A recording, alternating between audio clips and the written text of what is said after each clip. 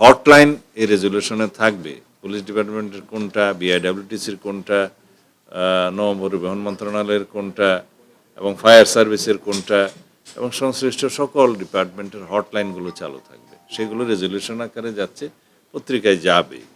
যে বিষয়গুলো আমরা আলোচনা করেছি তা হচ্ছে ঈদুল আজহা উদযাপন উপলক্ষে নিরাপত্তা ব্যবস্থা জোরদার করা। এখানে অনেক বিষয় আছে, যারা যারা বাস্তবায়নের দায়িত্ব সেই কর্তৃপক্ষ আমরা এখানে নির্দিষ্ট ব্যবস্থা বাস্তবায়ন কর্তৃপক্ষ নির্ধারণ করে দিয়েছি।